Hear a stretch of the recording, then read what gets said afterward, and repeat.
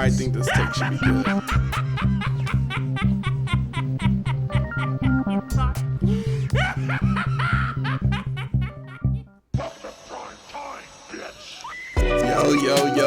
Yo, what it do, everybody? It's your boy Walterdoom back for another episode of Let's Talk About Horror, the podcast where we talk about any and everything related to the genre.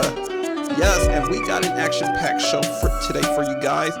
First off, we're going to be talking about a couple of news. The Scream reboot is coming out. We're going to talk a little bit about the Mandela Effect and also about the Joker. And then later on in the show, I'm going to give you guys my thoughts and opinions about the show Rattlesnake. Oh yeah. So what I need you guys to do is just gather around, sit somewhere comfortable, get some popcorn, Chucky cue that laugh for us one time. Cue those applause. And when I come back, you guys, it will be time to start the show. Oh yeah, turn those applause off real quick. Glad to be back, you guys. Glad to have you guys with me. All 5 of you people that are listening right now, just as long as you guys don't boo me. Oh man, I gotta tell you guys one thing before we get into the news right now. I went to Camp Flog Gnaw that weekend where Drake got booed, and man, that shit was fucking crazy. I mean, I don't know what to tell you guys. I was actually there. I was there when it happened. I was there with all the hype and all the excitement and all the preconceived thoughts of like who the secret performer was going to be. And I was there when people were actually enjoying listening to Drake at first, but then were disappointed to realize he was the special performer. All right, so for you guys that don't know what I'm talking about, or I mean, you guys should know what I'm talking about if you're really active on the internet, because I know I am. And man, was those Twitter feeds, Instagram posts, they were really rampant full of trolls and just all types of memes that were out. But anyway, for those that don't know and probably just listen to me to get like little news here and there, Tyler the Creator, which is a rapper, part of a collective group called Odd Future, they have their annual carnival called Camp Flog Gnaw. It was at Dodger Stadium, and this year they had like a lot of performers, and this year, like Tyler does every year, he always have a special performer. Now, this special performer is never really, by my understanding, is never really known. I mean, it's a special performer, and usually the special performers he usually brings out are usually just a big surprise for everyone. One year he brought out Kanye West. Another year he brought out, I believe, Kid Cudi. Another year he brought out Mac DeMarco, and by my standards of music listening, those are all not bad names to kind of bring out. I like all those artists equally. So this year, Tyler had a special guest lined up that was headlining for his Sunday closing of the festival. Everybody had their own idea and agenda, and I saw this literally in Instagram's post for the festival. Everyone was kind of coming to grips that either Kanye West or Frank Ocean were going to be the special performer. Well, to everybody's detriment, no, it wasn't. What we ended up getting was A$AP Rocky, which was fine. Okay, I mean, that's understandable. A$AP, that's Tyler's boy, you know. We got Lil Uzi Vert. Okay, Tyler is cool with Lil Uzi. You know, they did their thing on Igor and what have you. Maybe we'll see more collaboration between those two guys. But the biggest surprise of them all was Drake.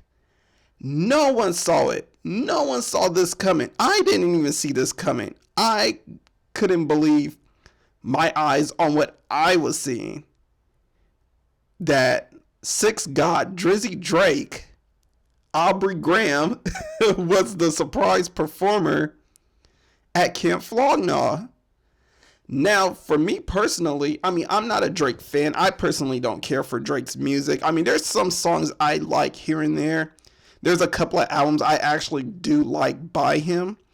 But overall, as an artist, I really don't care, personally. But for me, I know when I'm getting like more bang for my buck, is what I'm trying to say. And what I saw was we were having a performer who goes for just probably at minimum maybe 300, 500 to $2,000, 10 grand to perform on stage. I mean, seeing Drake live is really expensive. It's just as expensive as seeing Jay-Z and Beyonce separate or together on stage.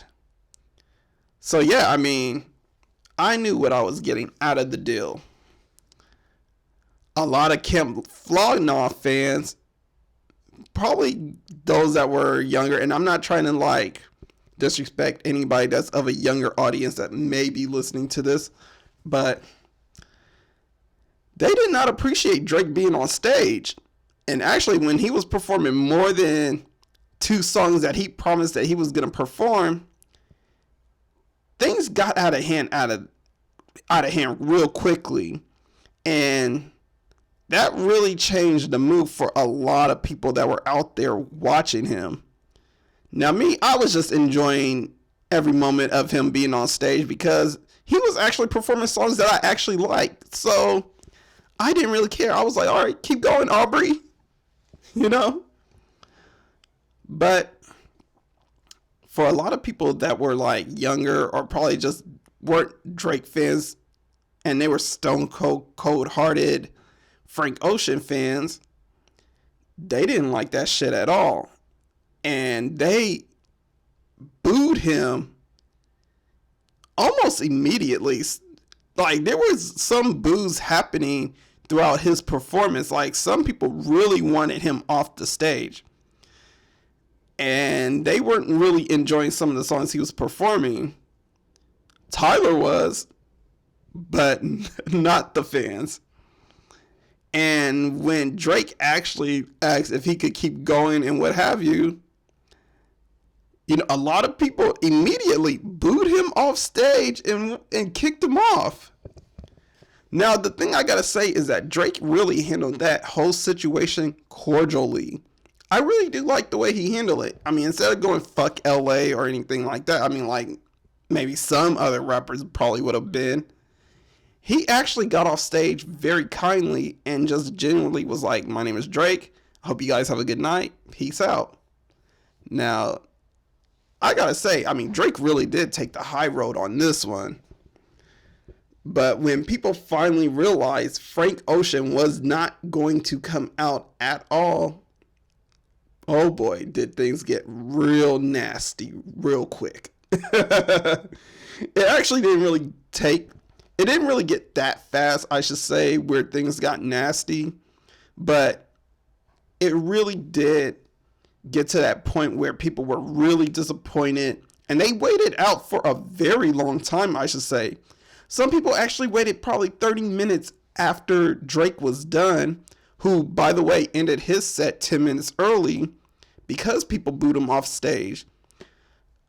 People literally waited damn near 30 minutes hoping that Frank Ocean would come out, but never did. I mean, I'm pretty sure some of you guys seen on YouTube some of the clips of Camp Flog Gnaw fans just sitting there screaming Frank Ocean, we want Frank, because literally I was there in that crowd when they were screaming, we want Frank, we want Frank, and I didn't bother to scream none of that shit because I realized Frank Ocean was not going to come out at all. But I was like, okay, it's a surprise performance, so we never know. I kept my eyes peeled. While I was leaving from that stage, to my own detriment of like, all right, Drake was the performer. I'm kind of satisfied, but not really satisfied because I did want to see Frank Ocean or Kanye West, which is who I was hoping was going to be the surprise performer. I wanted to hear some Kanye. I already seen Frank at FYF. I low-key wanted to see Kanye. I wanted to see Jesus. Jesus is King. You know, the Louis Vuitton Don. But instead we saw the sixth God. I'm not tripping, but at the same time, I wanted Kanye. But yeah, me and my friend, we left. I kept looking to the back of the stage, trying to see if anybody was going to pop out. No one popped out. So I was like, all right, that's pretty much it. You know, they already flashed on the sign saying, go home safely. That's it. They're breaking down the stage. That is it. So I didn't really stick around for anything else, trying to hope for something different would happen. But apparently people did stick around, and they were singing Frank Ocean songs outside the venue in unison. Now, to me, honestly, I don't know. I actually thought it was very pathetic, in my opinion, about a lot of things that was happening during that whole festival. I really thought it was pathetic for the fans to kind of boo Drake. Like, this is a superstar artist who goes for a lot, and some of us paid from like $300 to $500 just to see him. If we didn't buy it on resale, which we could have ended up paying more if you were buying VIP. Now, it was pathetic with the whole booing. It was pathetic to actually perceive that this one person that everybody really wants to see was going to be there just because he's tight with someone, which Frank Ocean is tight with Tyler, the Creator, you know, because he's part of the group Odd Future also. I didn't agree with any of that. It was whack. It was real whack. But, I mean, for me, I enjoyed it myself with what I got out of the whole festival and all the things that I enjoyed. I mean, I had some moments which I cannot stop remembering. That is going to stick with me forever. I mean, my goodness. You know, I mean, actually seeing Mos Def in front of me live, who is also a very rare performer to see. Because he's not living in the country these days. He's living out somewhere in Africa or somewhere around the world. So, you know, to see Mos Def actually perform, and I got really close because everybody wanted to see Tyler, which I've seen him already, and it was pretty much my third time seeing him at a festival performing. Because I seen him the first time I went to Camp Flog Gnaw, and the second time I seen him was at the Agenda Festival, which he really got the crowd rowdy, might I add. That crowd really got rowdy when he was performing. I mean, they didn't get that rowdy when Ludacris, Cameron, I mean, they got rowdy when Ludacris performed Move Bitch, and it was dope, but they didn't get that rowdy with Ludacris, you know. But point being, it was a good festival. I like it. I mean, I'm hoping to go next year, and hopefully they got a lot more great performers that I probably would have never seen before. I mean, I almost wish I made it to Willow's set because she brought out Jaden, and I missed Jaden because I've been wanting to see Jaden perform for a while, but hey, I mean, there's probably some of you guys out here that's like, why are you talking about this shit? But I'm talking about things that's going on. But y'all don't want to hear that shit. Y'all want to hear about some horror stuff. All right, so moving on. Let's talk about this Disney Plus shit. Now, as you guys know, this month, Disney Plus just got added to the streaming wars, as so did Apple Plus TV or whatever that bullshit is called. And pretty soon HBO Max will be out, and a couple of other streaming services also.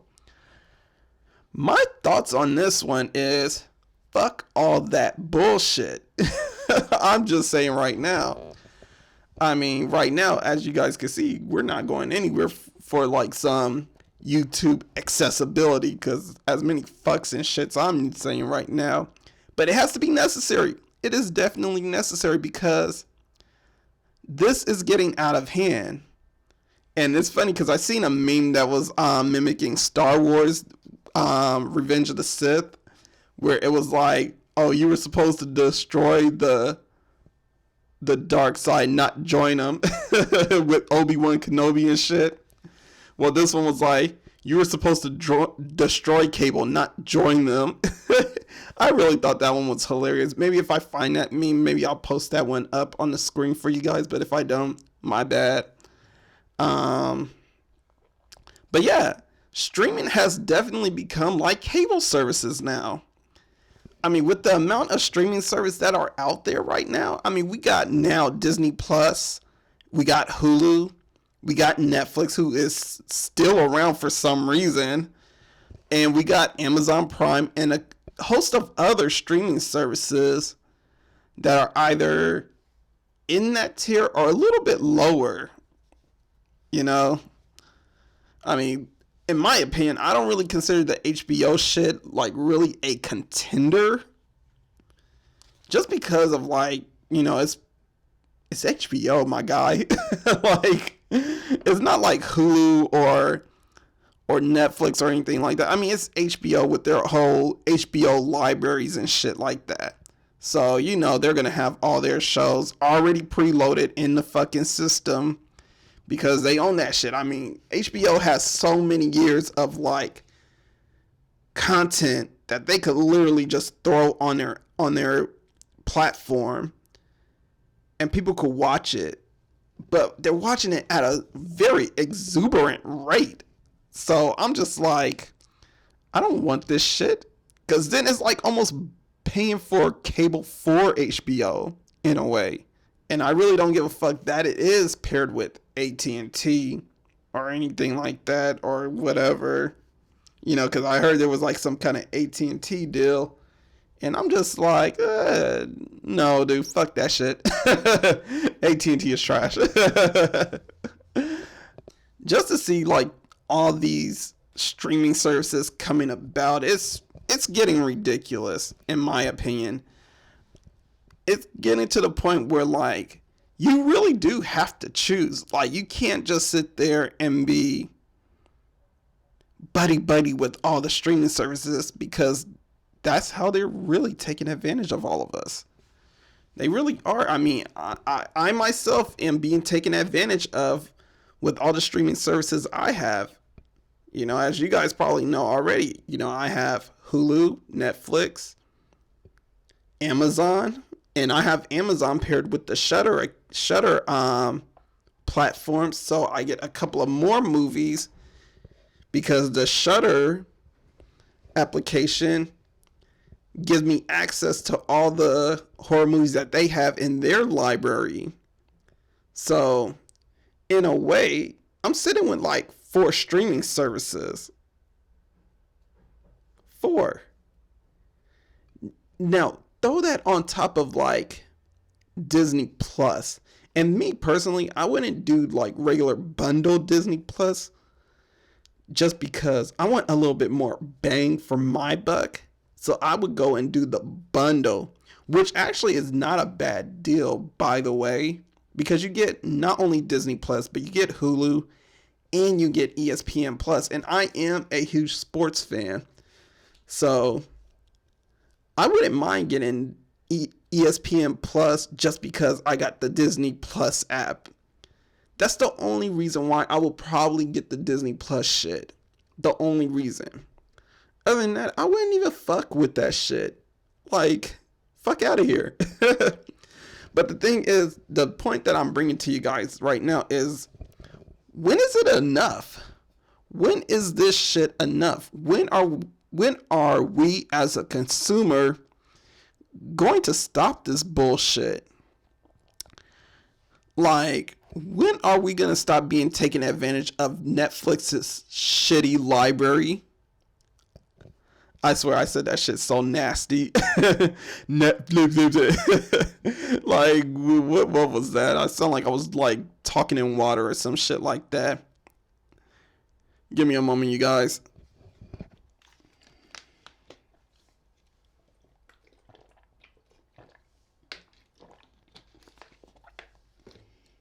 Had to wet the old whistle. Oh, man. But yeah, when are we going to stop being taken advantage by Netflix's shitty services and library, which they keep raising the price on us for? I don't give a fuck about a new season of Orange is the New Black. I don't give a fuck about House of Cards. I don't. Get that shit out of here. I do like the fact you guys brought Texas Chainsaw Massacre.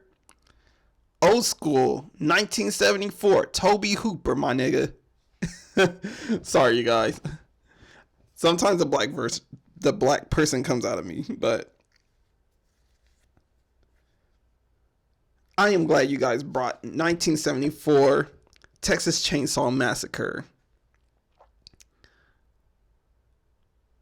Hulu, you're cool and all.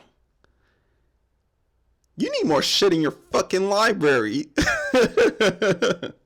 And I don't mean just like TV shows. I mean, you guys literally need more movies. I mean, you guys are really putting a little bit the brakes on Netflix.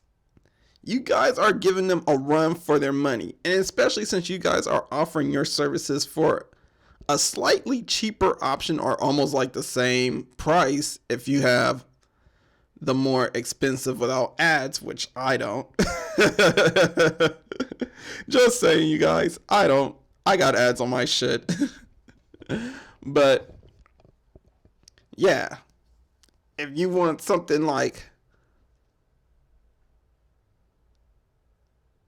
a platform with no ads and everything, you know, you're going to pay almost the same price for Netflix as you will with Hulu. But Hulu isn't offering much of anything more than Netflix as far as movies. Yeah, they got some really good movies on there. I'm not going to lie. But get your shit together with some of the horror. Come on, man. Come on. Get it together. Get it together, Hulu. Amazon Prime? I can't complain about you guys too much because you guys got a vast library. Very vast. I mean, so vast you can make Netflix piss in their pants. I'm just saying. But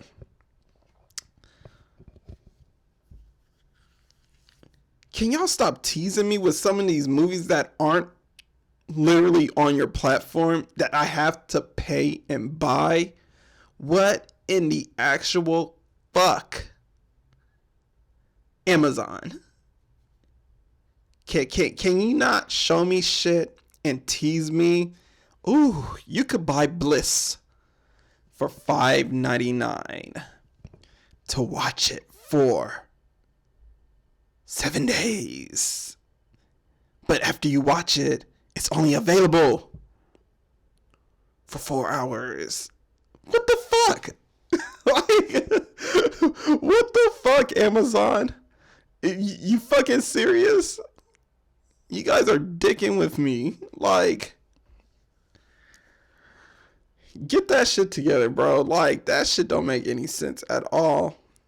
I'm sorry. I'm sorry for any younger I'm sorry for any younger listeners listening to this. I got a foul mouth if you have not noticed. I mean, if you guys listen to my past podcasts, I mean, I try and clean it up sometimes, but this streaming service shit is really annoying. And you motherfucker, Disney Plus, you motherfuckers are the worst. You motherfuckers are killing everything right now. Now, no one was paying attention to HBO's bullshit. No one was paying attention to Showtime's bullshit. But you motherfucker, you had to come out and just do the utmost exuberant and most egregious bullshit ever. You guys just had to go and be like, oh, well, let's make our own streaming service. Like, motherfucker, are you serious? Like, and then you're gonna rip all the Disney films away from all the other platforms because you guys are like, oh, we can make more money like this. Let's rape these motherfuckers for everything they got. Like, what the? Come on now. Come on. Like, fuck you, Mickey. Oh, man. Anyway, as you guys probably know, I do not like all the streaming services. So in closing, as we are closing into the first 30 minutes of the show, fuck this streaming service shit. If I get Disney Plus, you guys, fuck me. Oh, man. What's your favorite scary movie? Thank you, Ghostface. Now we're going to move on to the news, you guys. So as you guys probably heard or haven't heard, Scream is returning. Yes, they are going to reboot the series. I mean, rest in peace, Wes Craven, and all your work that came with you. But yeah, we are now going to get a new Scream movie brought specifically by Spyglass Entertainment or Spyglass Media Group. Well, for you guys that don't know, well, Spyglass, they're responsible for such movies as Sixth Sense, Bruce Almighty, and Memoirs of a Geisha. For some of you guys that don't remember, that came back in the days. I believe that one was award nominated. I don't know if it actually won or not, but it was definitely award nominated. But yeah, we are supposed to be getting a new Scream film coming soon. We have no idea whether it's a reboot from Scream 4 or are they going to reboot it from the original Scream or are they going to remake it? I mean, it could go so many ways as much as possible, but those are talks that are going through right now. Kevin Williamson, who was co-writer with Wes Craven for the movie, it's not known whether he is going to write the movie or not. Not much information is being given out as of right now. I mean, this movie was actually broke through from Bloody Disgusting, which is one of my favorite media articles to read from. I can't think of any other place to really go and get my source of information about horror movies besides that place. But yeah, just a few thoughts about this whole thing. I mean, Spyglass is also going to reboot the Hellraiser films. So, because they managed to get ownership or the rights to most of Dimension Film because they went bankrupt or was in some kind of bankruptcy after the whole Harvey Weinstein fiasco, which drove some of the media outlets into bankruptcy because nobody wanted to fuck with him. I mean, Harvey, rapey, you know. But not to make a joke, because it's really not a joke at all. But moving forward with beyond whole Harvey Weinstein, because he's a piece of shit anyway. My thoughts about this whole Scream reboot. I mean, I am happy that we are getting some new Scream movies because, honestly speaking, those TV shows, they did not fulfill what Scream was all about. And the only reason why those shows didn't do as well or was received with well acclaim because, I mean, it was on MTV and VH1. I mean, they were very limited on what they could do on screen. And to be honest, I mean, I said this earlier in an earlier podcast, I believe, but if we really wanted like Scream as a television show and we wanted to get the full effects of what Scream is like from the films, we need more of Scream to be on, sadly to say, like HBO, Showtime, Netflix. I mean, Netflix could have picked it up. Hulu, someone that could actually let the show be as explicit as it should be. Because honestly speaking, I mean, with it being on MTV or some shit like that, you know, it's very limited. It's very limited on what they could do. They're very limited on what they could say. You know, you can't have Ghostface say, "I could gut you like a fucking pig" on the MTV show compared to like how he does in the movies, you know?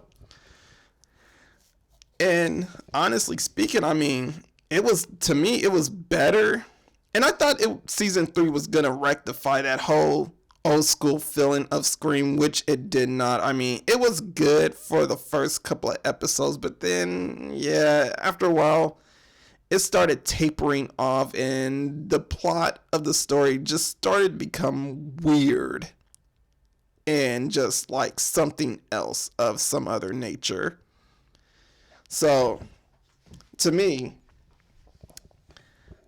I wasn't feeling the TV show. So I'm glad that we're going to get a reboot that's going to come out and bring back the old school feeling of Scream. Now, I'm hoping with this reboot, it doesn't go into Shitsville, because we all know back in the days, I mean, not particularly now, because reboots are becoming a lot more better because we're getting a lot more people that are more passionate about these films involved, and they're making way better and sometimes above and beyond films than what we were expecting. I mean, we have it, of course, Suspiria, Child's Play, and soon to be Candyman.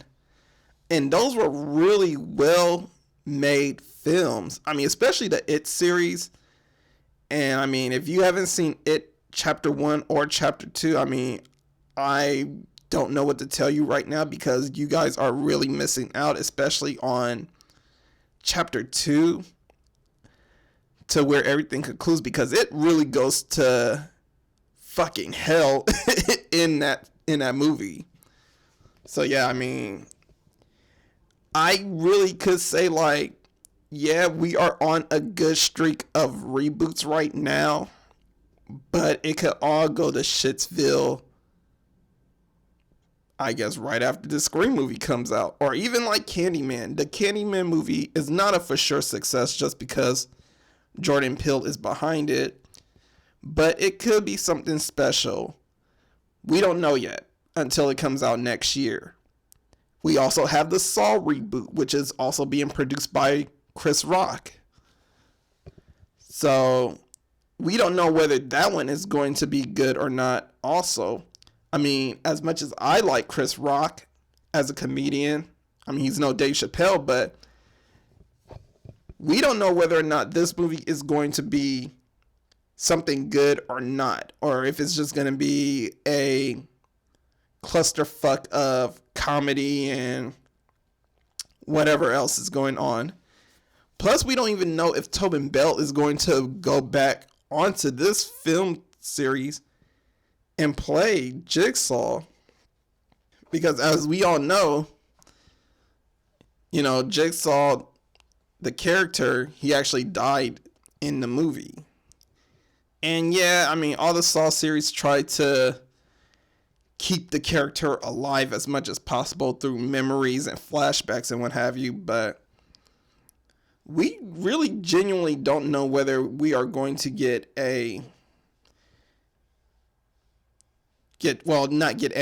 Tobin Bell back on screen playing Jigsaw one more time. But as I said also, We don't know whether this Saw film is going to be good or not. We don't know what timeline this Saw film is going to take place. We don't know whether it's going to take place in line with all the Lee Wynell and James Wan Saws, or is this movie going to pick up from where Jigsaw, which was a piece of shit, by the way, left off? Or is it, and by the way, I do know that Jigsaw is part of still like Lee Wynell and James Wan, so nobody kill me. We don't know if Chris Rock is going to take the story and make a whole new story out of this film. We just don't know, but we will know by the time it comes out next year also. I'm trying to think, is there another remake or reboot? I mean, I mentioned Halloween also, I believe. If I didn't, we have Halloween also, and that made a killing in the box office and was well received by fans, and to the point that now we're gonna have 2 more Halloween movies coming out that is supposed to conclude the whole Halloween series within itself. But we'll see when that comes out also, whether Michael Myers stayed dead for sure.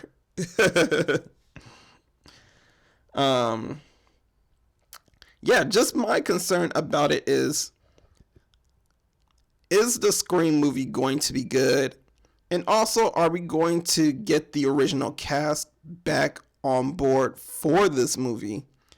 I mean, as much as we all loved Neve Campbell, Courtney Cox, and David Arquette, because they're definitely irreplaceable. I mean, you cannot replace any of those characters with new people and expect to get the same emotion out of it. You know, you can't evoke that. You know, you need those characters in this movie. I would have loved to see Hayden Panettiere or Emma Roberts, you know. Well, I mean, she actually was the villain.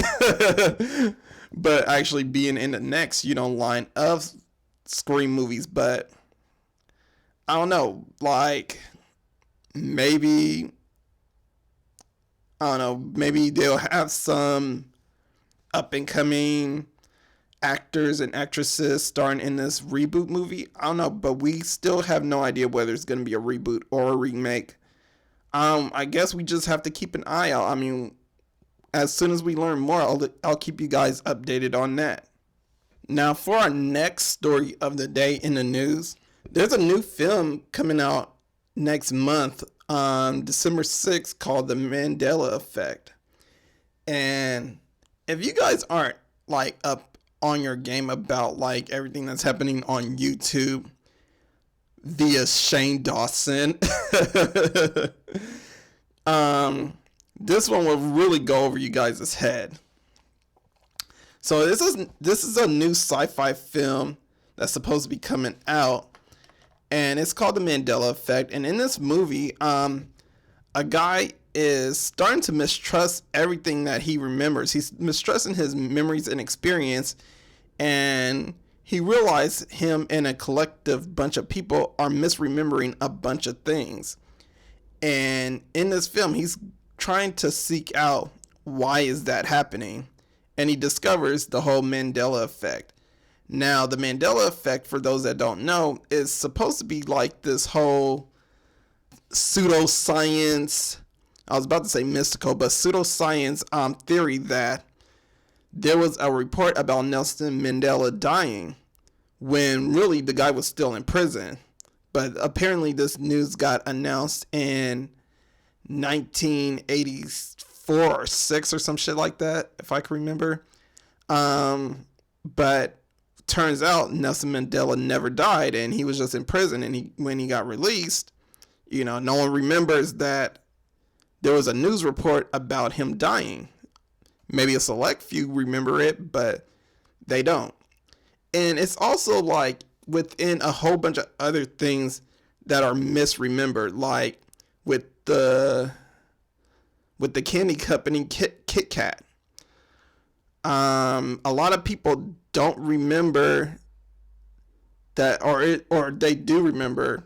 I don't know. I forget which one it is, but it has something to do with like the hyphen. There's supposed to be either a hyphen within Kit Kat, or there's not supposed to be a hyphen in Kit Kat. I think it's supposed to be. Hold on, let me look it up real quick. But that was one. Another one is supposed to be the whole Berenstein Bears. But I myself was also somebody that got victim to this because I remember it being called Bernstein Bears. Okay, yeah. So a lot of people remember that Kit Kat had a hyphen in between the Kit and the Kat. But turns out there is no hyphen that's in between. And that's like one of the biggest mind blowns ever. And like I mentioned before, the Bernstein Bears shit, you know, a lot of people remember the whole family as Bernstein Bears, but as Berenstein Bears, and it's just a whole bunch of other theories that are out there that I just don't want to dive into right now. You guys got to really watch Shane Dawson's theory about the Mandela Effect. I mean, it's really interesting. It's an old episode, but it's definitely very interesting, and it is definitely relevant to this day. And in the Mandela Effect movie, they actually do go over this shit, you know, about like the whole Berenstein shit and all that other shit. I mean, they go over like very popular Mandela Effect theories out there. Not really much of a horror, I would say, but more of a science fiction type movie. But it's definitely an interesting film to catch because of if you're into like conspiracy theories and stuff like that, this is definitely a movie to check out. I mean, if you're just like moderately piqued interest about conspiracies, definitely check this movie out. I mean, I'm kind of interested in it. I don't know if I'm going to actually watch it because there's a lot of other movies that I haven't watched yet, like The Joker, which brings us to our next news subject. So this past weekend, The Joker just clocked in at $1 billion worldwide in the box office. Let's give it an applause for that one.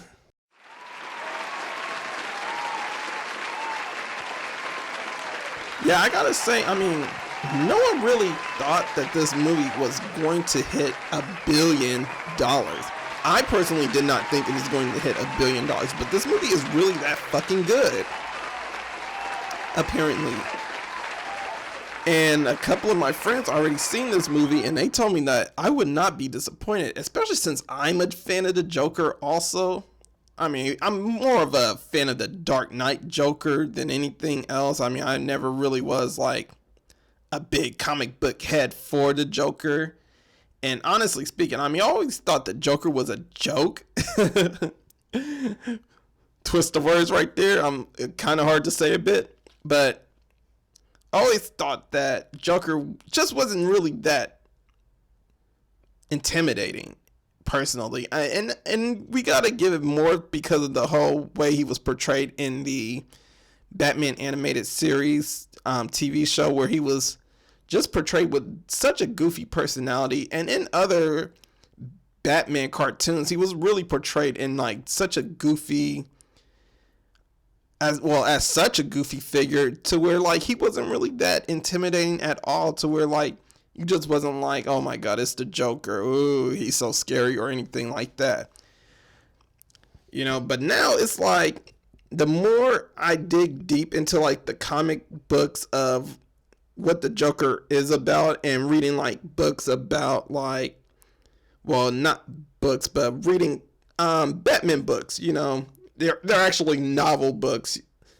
And they have the Joker on there. And just to see how vicious this guy's character was, or is, I should say, and how crazy this guy really is, I am shooked. I would have to say I am, for one, am shooked. Like, damn, this dude Joker is no joke at all. He is no one to play with. What in the hell? Oh man, it really does make me kind of upset, because he was so misrepresented, like in between like the 80s and 90s so much. I mean, to where like no one didn't really care for the Joker like how they do now.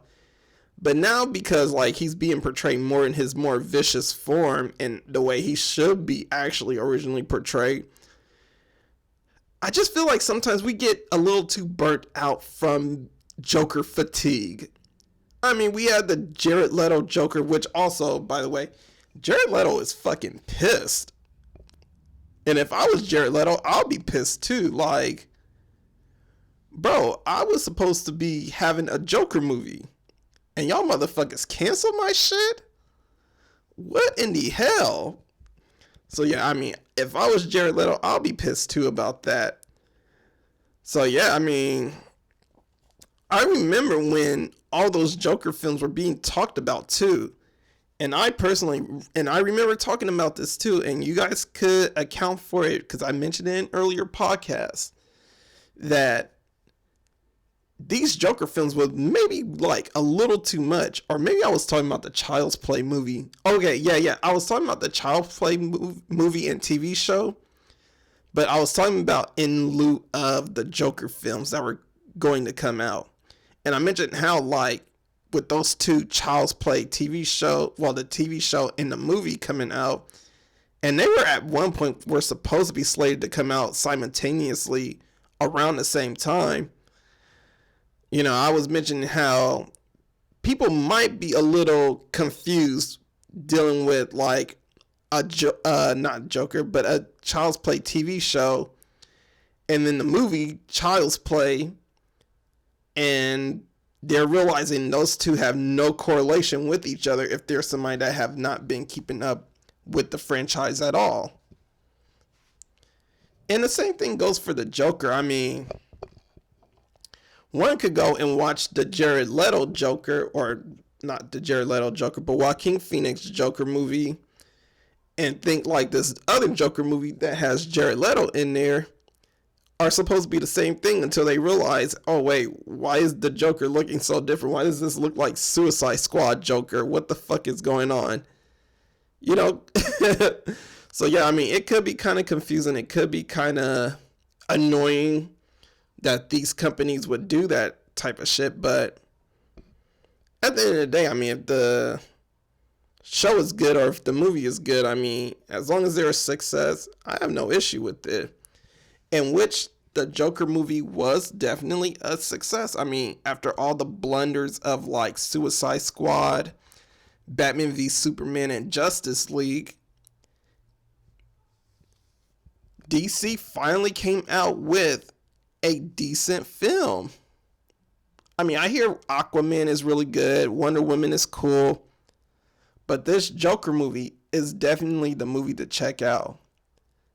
Now, I'm going to try and check it out as soon as possible. Hopefully, before this month is over. If I don't get to see it, I'll rub sand in my sad little eyes. Also, I need to buy some sand. Okay, if you guys don't watch Archer, I mean, that's where it came from. But I'm going to go ahead and take a break for you guys, and when I come back, we are going to talk about Rattlesnake. Okay, that was so lame. If you guys notice, I got way too much energy today. I don't know why. I didn't really sleep like that well, and I'm just up here just like full of energy. Like I just had like, I don't know, the best sex of my life or some shit like that. But either way, I'm gonna come back for you guys, and when I come back, I'm gonna talk about Rattlesnake, and this will be part of the segment Bird Box or Nah. Red rum. Red rum. Red rum. Red rum. Red rum. Red rum. Alright, you guys, so we are back, and we are back for our segment of Bird Box or Nah. Now, for some of you guys that are unfamiliar with the subject or with this segment, in this segment, we decide whether a Netflix film or sometimes an outside Netflix film is worth watching or not, and it's usually a newer film. So as you guys know, I've been watching a lot of 2019 films this month. I told you guys I am going to watch as many films as possible that are on stream, and I am going to rank all of these films in a big ranking system come next month. And I will make a podcast for you guys. I don't know how many podcasts it will be because it's a lot of movies, I gotta tell you. But yeah, I'm going to rank the films, and I'm going to give you guys my list of movies that I think are good and which ones are not good so far, or actually that are not so far, but that are good throughout the year. So if I like this film and you guys should watch it, you guys will hear this. Look at this. Isn't it beautiful? Look. Gary, please don't do this. Show the baby. Show the baby. No, Olivia. You're just so bad. That means you should not bird box it. Oh, and I'm getting too far ahead of myself. For you guys, if you guys watched the movie Bird Box, you guys would know that in the film Bird Box, for those that are unfamiliar with the term, it's when you blindfold yourself from seeing. You know, in the film, they blindfold themselves to not see the monster, which was either causing them to either A, commit mass suicide, or B, they praised the monster and they were committing murder, which I have no idea how that was even possible. I don't get it. But yeah, that is how the segment is going to play. So once again, if you should watch this movie, you will hear this sound.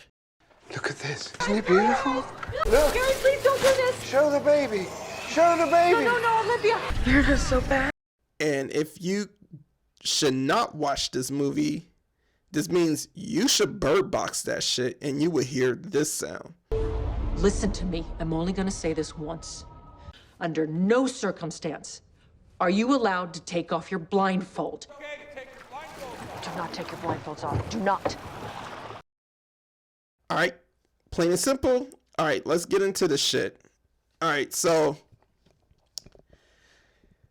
I watched a movie called Rattlesnake just recently, and I noticed that this was something that was like talk of the town around my job and what have you. As you guys know, I got a day job also. This is not my only job. YouTube is not my life or anything like that.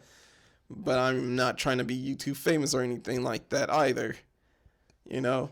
But as you guys know, well, not you guys know, but what I was hearing, I was kind of jumping around, you guys, sorry for a bit. What I was hearing is that there's this new movie called Rattlesnake on Netflix. I already had it like put on my list of must-watch movies because it was a 2019 movie and it's a horror also. And as you guys know, we do nothing but horror movies here. But I didn't know how acclaimed this movie was at first. So I noticed that it was trending a lot of times. I was like, okay, this movie is trending. Maybe I should check it out. So I finally took the day, checked out the movie. And just so you guys know, there are going to be spoilers in this shit. I mean, you guys should already know. Whenever I do this show, there are spoilers whenever I talk about a film, especially when I'm doing kind of like a deep dive analysis about a film and my thoughts about it. In this film, we are taken with a mother and daughter named Katrina and her daughter Clara, who is played by Carmen Ejogo and Apolina Prat. I don't know why I rolled my tongue on that, but I've been watching a lot of Spanish movies, just so you know, you guys. And my goodness, I mean, sometimes I just have to roll my R's, and now it's starting to become like a little bit of a habit. So, yeah, excuse me if I'm rolling my R's in unnecessary situations. Anyway, so this movie is written and directed by Zach Hilditch. who also did the movie 1922, which is also on Netflix, which you guys could check out. I have not watched that movie at all, by the way. I've been meaning to, but I never got a chance to watching it, and I don't know if I'm going to get the chance to watching it anytime soon, but I'll probably check it out sometime later on. But moving on. So, we're taken with this mother and daughter, and what happens is that the daughter, she ends up getting a snake bite after Katrina caught a flat tire out on the road. They're trying to make their way from Phoenix to Oklahoma for whatever reason. I guess they're starting over, what have you. They never really explain why they were starting over. I guess, I don't know, something happened to the husband. And Katrina, she's moving back with her mom. So for whatever reason, they're moving back. They're moving back to her mom's house, and they're starting over in Oklahoma. So they catch a flat tire, and during that flat tire situation, while Katrina is trying to change the tire and what have you, Clara is bit by a rattlesnake. Now, we all know, like, being bit by a rattlesnake, that is, like, the worst thing in the world for anybody. I mean, for any snake bite that you get, you know? I mean, it's one of the worst that you could get, I should say. So, Katrina, she's trying to find a way to save her daughter. She managed to find this little trailer out in the middle of nowhere where she is stranded, by the way, where she caught her flat. The woman that lives in the trailer ends up helping Katrina out and ends up saving Clara. How? We don't know. They don't really show that for us. We just know, like, she was given some type of remedy and she was saved. So Katrina takes her daughter to the hospital, and she is now in urgent care or whatever kind of care, ICU, whatever the fuck, and she's just, like, right now resting and what have you. The doctors don't believe Katrina about what happened because the snake bite that was on Clara ended up vanishing, like it disappeared. So the doctors think Katrina is pretty much like, you know, stressed out, kind of weary, kind of like tired, whatever, from the drive. And by the way, they're stranded in Tulia, Texas, I believe. They were stranded in Texas. So they're stranded in a Texas town trying to make their way to Oklahoma. I know I'm going to be jumping back and forth, you guys, so bear with me. Try and keep up. All right. During this time while they're at the hospital, while Clara is resting, Katrina is visited by a man. And what this man tells her is that she have to kill somebody in return for them saving her daughter's life. So basically, her soul was supposed to be taken, but because Katrina wanted to save her soul, which, I mean, makes no sense at all, she had to kill somebody before sundown, and everything would be paid in full, just like that. That is the plot. Now, throughout this story, and I'm going to be kind of switching off, talking about little bits about the plot and characters also. In this plot, for this movie, it's very simple. The only problem that I have with the plot of this movie is that it wasn't that good. It wasn't interesting at all. And it would be more based on the character Katrina. That's why.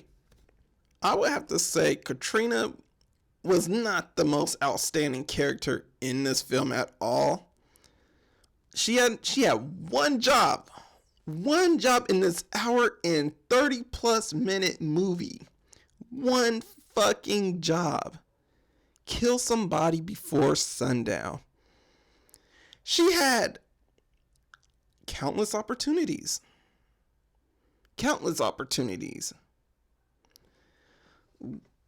From when she was in the hospital, she met some random family whose dad was dying. Her thought was, hey, let me go ahead and kill this guy, and let's do that so I could save my daughter. The man is dying anyway. Why not? You would think that would have been simple for this character, but no, it wasn't. The dad ended up dying anyway, but not in the hands of her helping to kill him. No, he died on his own power. What the fuck? Then she had another opportunity. Hey, why not just kill the guy that's abusing his girlfriend? Alright. How many times did you have that opportunity? I mean, she had countless opportunities, by the way. But let's not even get into that first. Let's get into all the in-between shit that happened in this movie. That really just like grinded my gears in all the wrong ways. One, this bitch had until sundown. What does this chick do? She drinks. Not once, but twice. Once before she does her killing at the hospital, or tries to attempt to do the killing at the hospital. She's plowing down like one of those little drinks in the hotel rooms and all that, just to gain some liquid courage to kill somebody. And then two, she's pounding shot after shot after shot after she was unsuccessful at the hospital. She goes to this little bar where she's pounding shot after shot after shot. And she was given a free shot by the bartender at this bar. Because I guess the bartender could sense the patheticness and unhappiness and disappointment that Katrina was in. Now, this character, I mean, the thing is that there's some context to why she wasn't like killing right away. It's because the character Katrina, they already tried to establish in the beginning of the film that we don't hurt people. She is somebody that's a big peacemaker. She doesn't believe in like any type of violence at all, and that's okay. That is okay. But sometimes the most peaceful of people can be the most violent people also. I mean, Ted Bundy. My God, that guy seemed like he was very non-threatening, did he? And look what he was doing. I mean, he was one of the most sadistic serial killers in America. John Wayne Gacy, dressed up as a clown at kids' parties. What did he do? Raped and killed kids. And, oh my God, the list could go on and on about different people that could be seen like they're perceived as most peaceful, but they have a dark side to them. And to me, Katrina is no exception to it. She definitely has a dark side, but she does not embrace it. And that's fine. I mean, we could be dicked around with this character a whole bunch of times about how she's not really that violent and that cruel in nature and what have you, but at the end of the day, she's still human. So yeah, I mean, that really grinded my gears about her. I mean, she even listens to a podcast about how, like, driven to the edge of desperation, we all have to give into our violent side or our fight and flight mode. Which is kind of like some symbolism of foreshadowing to the film and what have you, but at the same time, I mean, it's like we have this character who still is like, we shall not hurt humans. I mean, her daughter, Clara, if she was in Katrina's shoes, she would have been killed somebody in the first 10 minutes of the movie. As soon as that kind of situation was brought up, because she fucked somebody up at school that was making faces at her. So yeah, I mean, and she said it herself that girl had it coming. She had it coming. Well, didn't Billy have it coming? Katrina, when he was beating up on Abby? Oh yeah. As I mentioned before, there was a guy that was beating up on his girlfriend, and it's known around the town that he's doing that. Especially with the bartender, mainly the bartender. The bartender knows that this man is beating up on his girl. So, you would think as a woman, this would be enough for her to want to just kill the motherfucker. But it wasn't. She stalled out so many times. This bitch had so many opportunities. It was like, what are you doing? Like, killed the guy already. And sorry, you guys. I mean, for those that are probably listening to this, I know I'm probably like addressing her as the B word way too many times. But I mean, in a way, this is kind of like how some of us talk. But I mean, just, it's all in jokes. I really mean no offense by it. But to me, I'm just like, what is this woman doing? Why hasn't she killed this guy yet? She had an opportunity to kill him at his house when he was in the shower. I mean, she could have shot him while he was butt-ass naked trying to get a towel. Simple and plain. He wouldn't have seen it coming. Second time she could have killed him, still in his house, when he was sitting there with a smile on his face. By the way, what kind of acting was that? Like, Billy, you're supposed to be scared, Billy. You're staring down with a woman with a gun in your face, Billy. How are you just gonna smile and just sit there so calmly and just like follow her instructions? There was no fear on your face, Billy. None. Billy, now you're scared. Now you're scared once when you get to the mountains. She's telling you to get out the truck, and now you're scared, Billy. Before, you were just smirking with a smile on your face, like, I got my beer. This woman is holding a gun to my face. She's trying to kill me, but I'm taking all of this as a joke. Come on, Billy. Come on.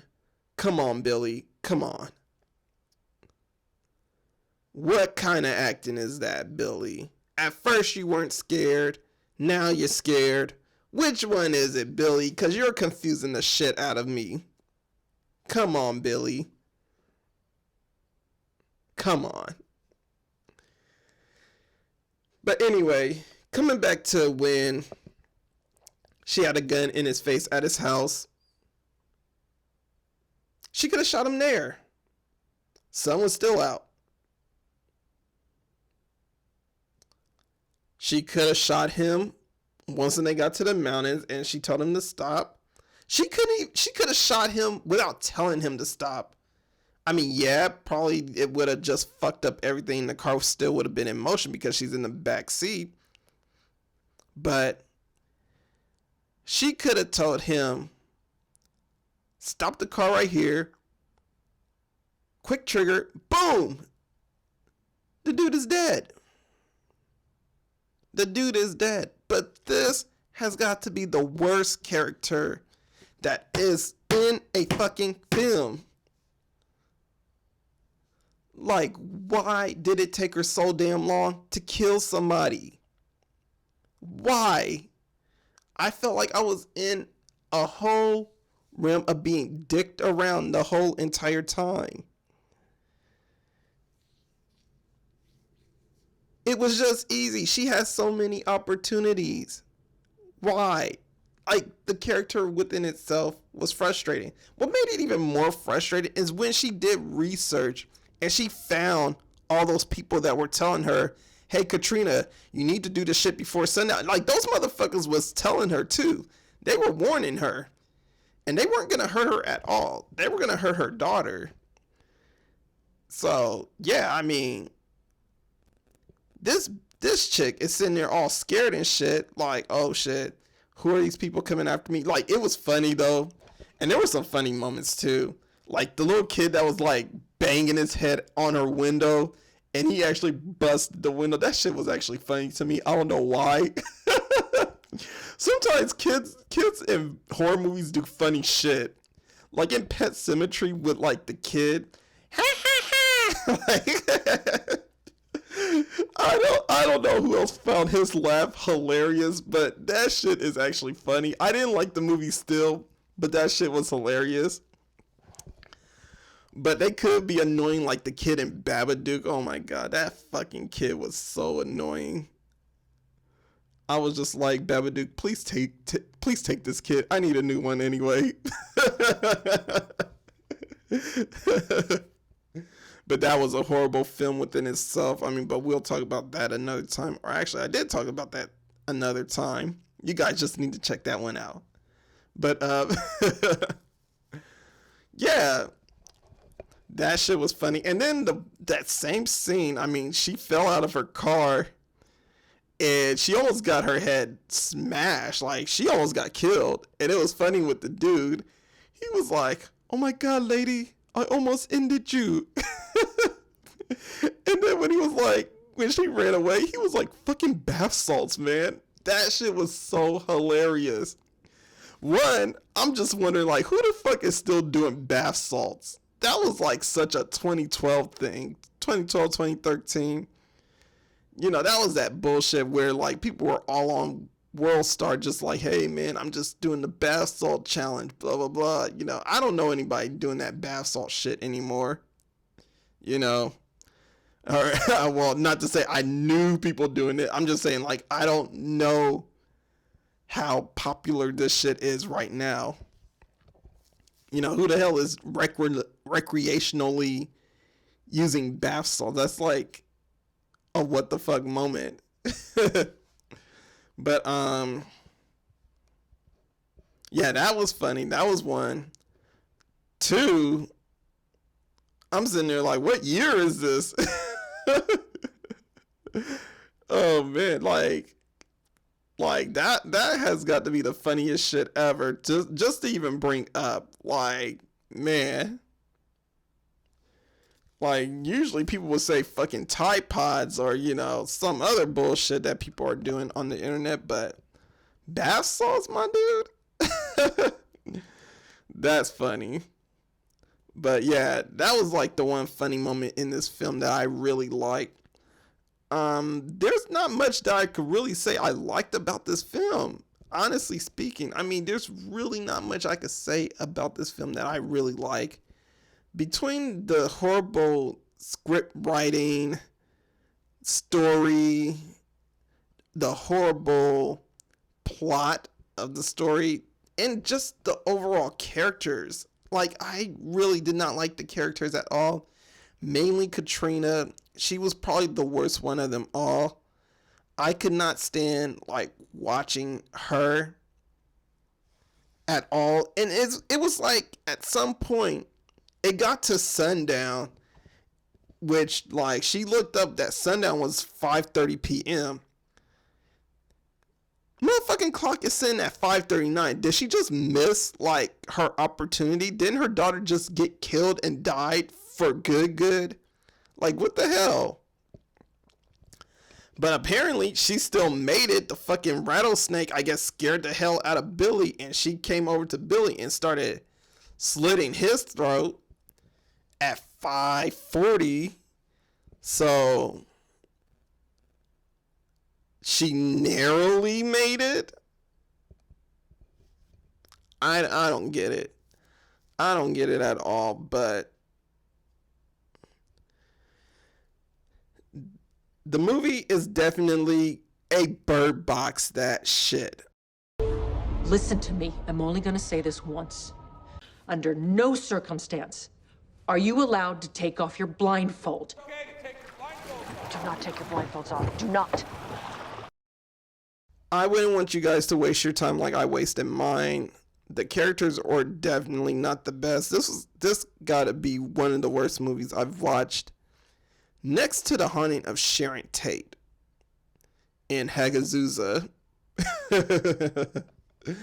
Oh my god. I watched Hagazusa yesterday, and that was the worst fucking shit I have watched. The movie is disturbing as fuck. Very disturbing. I mean, each scene is like something new, is like an oh shit moment. But the thing about this movie is that it has no motivation, it has no plot, it has no real story. It has no real story that makes you want to watch this movie. Like, what's the plot? What is her goal? Like, what is she trying to achieve? Like, it's missing like the fundamental points of why we want to watch a character in a movie. And that character, Albrun, I believe that was her name, had no fucking motivation. Like, what the fuck? So Bird Box that shit too. Even though it's on fucking Amazon. But yeah.